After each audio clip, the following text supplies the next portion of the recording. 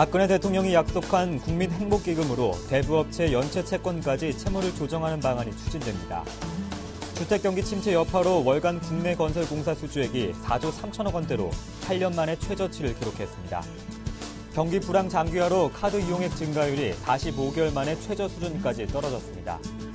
은행들의 재형저축 판매가 과열되는 조짐을 보이자 금융당국이 제동을 걸고 나섰습니다. 시청자 여러분 안녕하십니까? 센 경제 현장의 강동석입니다. 오늘 코스피 지수는 북한 리스크로 하락 마감했습니다. 자세한 소식을 서울경제신문 한동훈 기자 연결해서 알아보겠습니다. 안녕하십니까? 네, 안녕하세요. 네, 자세한 마감 시황 전해주시죠. 네, 코스피 지수가 외국인 매도로 하락했습니다. 11일 코스피 지수는 전 거래일보다 2.66포인트 하락한 2003.35의 장을 마감했습니다.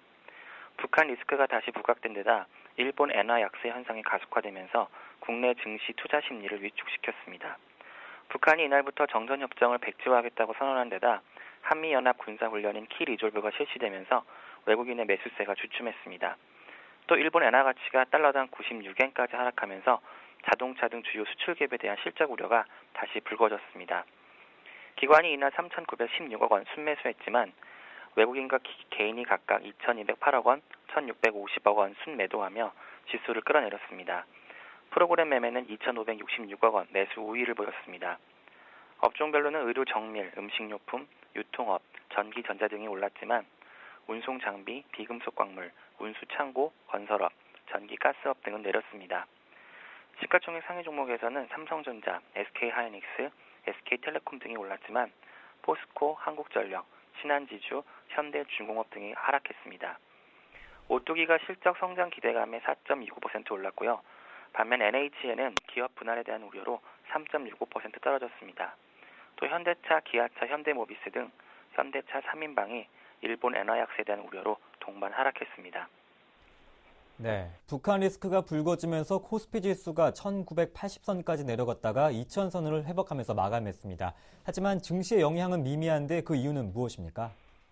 네, 우선 장 후반부터 기관의 매수세가 몰리면서 큰 폭으로 하락했던 증시를 끌어올렸는데요. 기관이 이날 3,900억 원치를 쓸어 담으면서 지수의 추가 하락을 막았습니다.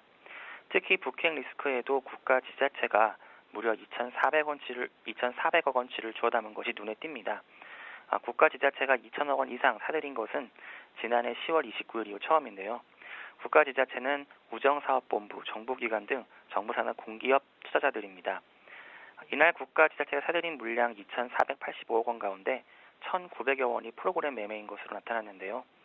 전문가들은 국가 지자체가 이날 북한 리스크에 따른 코스피 급락을 일시적인 것으로 보고 저가 매수에 나섰다고 판단하고 있습니다. 전균 삼성증권연구원은 국가 지자체가 코스피가 2,000선 아래로 낙폭을 키우자 일부 종목에 대한 포지션을 확대할 수도 있다는 판단에 물량을 늘려잡은 것으로 보인다고 진단했습니다. 앞으로 북한 리스크는 단기 악재에 그칠 것으로 전망됩니다. 신성우 우리투자증권 리서치 본부장은 현재 기업들의 이익 전망치, 국내 금리 수준을 고려할 때 국내 증시는 절반 수준으로 디스카운트되어 있는 상태라며 북한 리스크에도 불구하고 1, 4분기 기업 이익이 엔화 약세 우려 수준보다 괜찮을 경우 투자 심리가 급속히 회복될 것이라고 전망했습니다. 네, 증시 관련 소식 한동훈 기자였습니다. 고맙습니다. 네.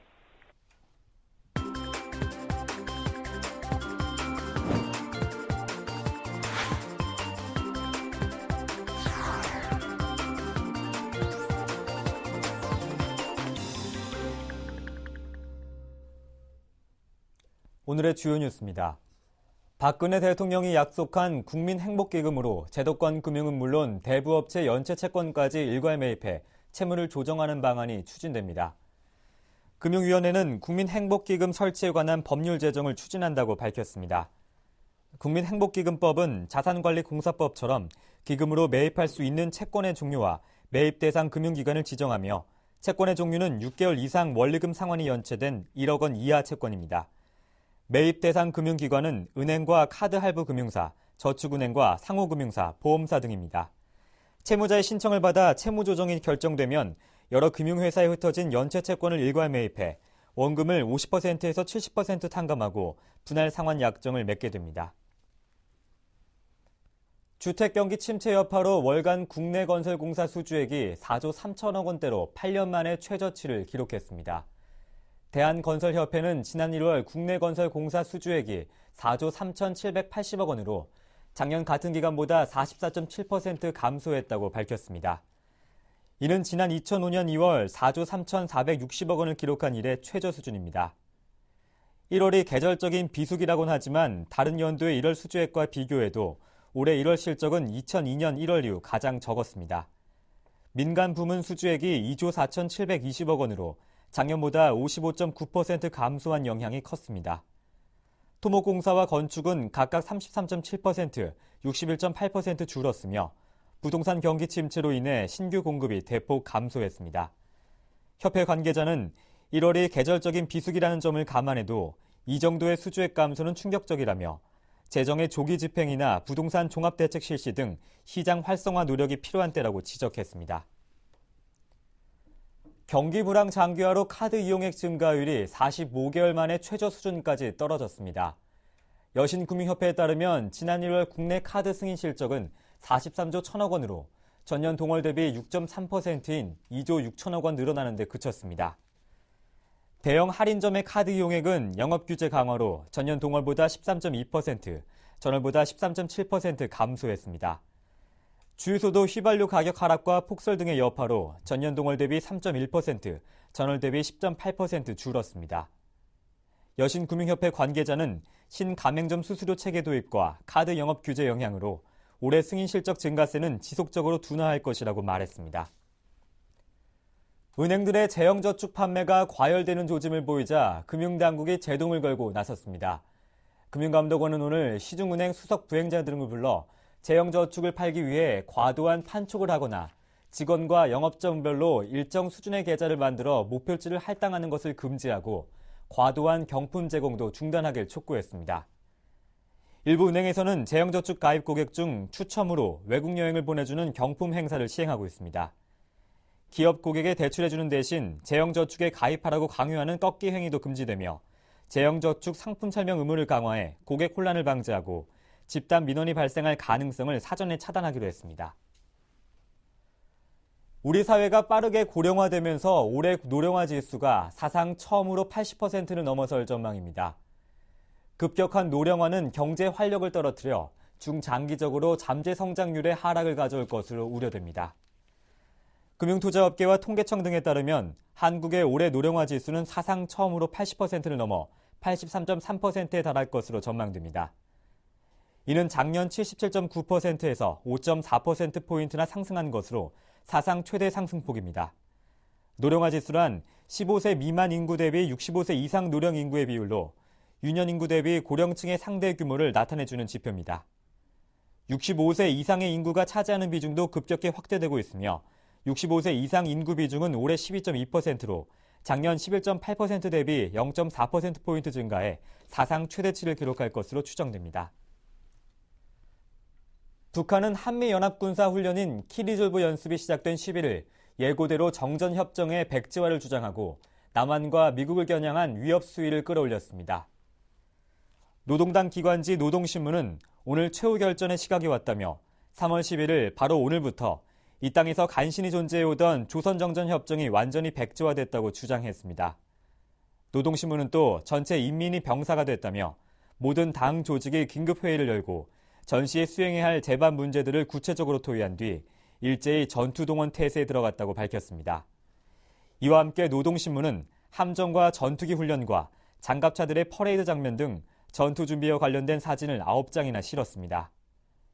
일면에는 김정은 국방위원회 제1위원장을 찬양하는 노래를 게재해 군사적 긴장을 계기로 최고 지도자에 대한 충성심을 고취하는 의도를 드러냈습니다.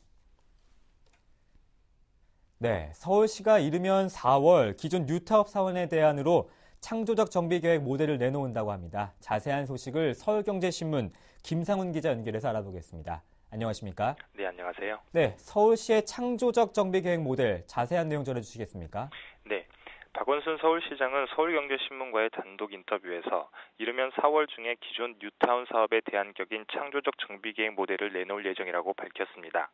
이 창조적 정비계획 모델은 기존의 용적률 체계를 유지하면서 건폐율 등의 건축 기준을 완화하는 특별 건축구역 제도를 활용한 새로운 개발 모델입니다. 서울시는 지난해 1월 뉴타운 출구 전략을 전격 발표하고 1년여간 뉴타운 재개발 사업체 실태조사를 진행해오고 있는데요. 이렇게 실태조사를 통해 해제된 구역에 대한 새로운 대안정비사업 모델을 적용해 도시재생 사업을 이어나가겠다는 뜻입니다. 기존 고층 고밀의 획일적 개발에서 벗어나 다양한 유형의 주거단지를 창출하기 위해 현재 가이드라인 수립 용역을 진행 중이고 이르면 4월경에 작업이 완료될 것이라는 게 서울시의 설명입니다. 네, 지난해 뉴타운 출구 전략 발표와 또 이번 사업에 대한은 그동안 서울시가 추진했던 철거 개발이 반복됐던 사업과는 사뭇 다른 모습인데 어떻습니까? 네, 그렇습니다. 우선 서울시는 출구 전략은 박원순 서울시장뿐만 아니라 그 누가 시장에 선출이 됐어도 불가피하게 선택할 수밖에 없었던 정책이라는 입장입니다. 그동안 주민의 의사가 충분히 존중되지 않았고 그 과정에서 재산권 침해와 갈등 증폭이라는 부작용으로 공동체가 와해돼 왔기 때문인데요. 출구 전략은 그런 아픔을 겪은 주민들에게 스스로 선택할 수 있는 기회를 주고자 했던 정책이라는 것입니다. 실제로 뉴타운 출구 전략 이후 정비사업 구역에서 일던 갈등은 대폭 줄었다는 것이 서울시 측의 설명입니다. 네, 창조적 정비계획 모델 사업은 앞으로 어떻게 진행될 예정입니까? 네, 창조적 정비계획 모델은 현재 일부 재건축 단지 등에 적용이 되는 특별건축구역 제도를 확대 적용하는 방식인데요. 특별건축구역 제도는 건폐율 등의 건축 기준을 완화하는 방식의 창의적 건축을 통해 도시 경관을 향상하고 건축 기술 수준을 높이기 위해 지난해 2008년에 도입된 제도로 국토해양부 장관 및 시도지사가 지정할 수 있지만 일부 지역에만 제한적으로 적용돼 왔습니다. 하지만 여전히 매물 비용 문제가 해결되지 않아서 다소 현실성이 떨어진다는 문제가 제기될 수도 있을 것 같은데요. 네네. 서울시는 창조적 정비계획 모델을 개발하고 이를 향후 확대해 나간다는 방침이지만 이를 위한 선결 조건이 바로 해제구역의 매몰 비용을 보존해주는 일입니다. 하지만 여전히 지원 불가 입장을 고수하는 국토해양부와 서울시와의 이견이 큰 상황입니다. 향후 매몰 비용 문제가 해결이 되느냐에 따라 서울시의 새로운 개발 모델 성과가 판가름이 날 것으로 전망됩니다. 네, 그렇군요. 건설부동산부 김상훈 기자였습니다. 고맙습니다. 네, 감사합니다.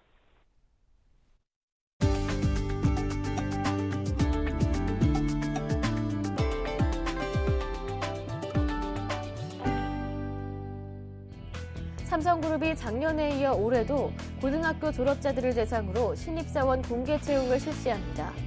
업계에 따르면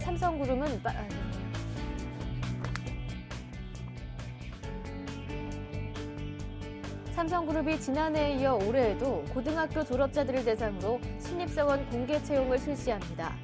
업계에 따르면 삼성그룹은 빠르면 이달 말, 늦어도 다음 달 초에는 고졸자들을 대상으로 2013년 신입사원 공개 채용 절차에 들어갈 계획입니다. 전체적인 규모와 직종별 선발 인원은 작년 수준이거나 이를 약간 넘을 것으로 전망되고 있습니다.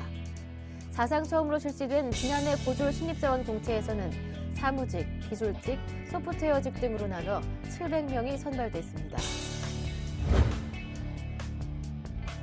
SK그룹이 끼와 열정, 도전 정신만을 입사의 조건으로 내건 바이킹 챌린지 프로그램을 실시합니다. 작년에 이어 두 번째로 시행하는 이 프로그램은 지원자들의 학력을 포함한 외국어 점수 등의 스펙을 전혀 고려하지 않습니다. 수도권을 포함한 전국 6개 주요 도시를 순회하면서 개인 오디션 형태로 예선을 치르고 예선 통과자들을 상대로 합숙 과정을 통해 미션을 수행하게 한 뒤 합격자를 선발하게 됩니다. LS그룹의 산업기계 첨단 부품 전문기업 LS 엠트론이 세계 최초로 6마이크로미터 전지용 동박 양산에 들어갔습니다. 회사 측은 글로벌 유수 전지업체에 제품을 공급해 신규 발매되는 스마트폰 배터리에 처음 적용될 예정이라고 전했습니다. 6마이크로미터는 A4 용지 두께의 17분의 1로 기존 8마이크로미터 전지용 동박보다 두께가 25% 얇습니다. 대상 청정원이 즉석국탕 시장에 진출합니다. 대상은 맞벌이 부부와 1인 가구 증가 추세에 맞춰 청정원 제대로 따져 만든 탕 3종을 출시한다고 밝혔습니다. 한우 사골진국, 홍삼 갈비탕, 소고기 순두부찌개 등 3종으로 뜨거운 물에 중탕하거나 그릇에 덜어 전자레인지에 데워 먹을 수 있습니다. 대상은 2015년까지 이 분야에서 매출 50억 원을 달성한다는 계획입니다.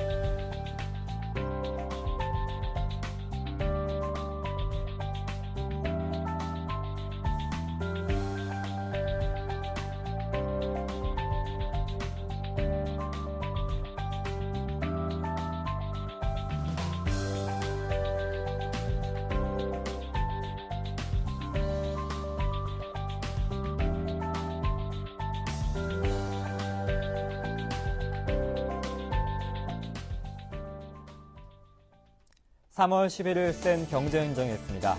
고맙습니다.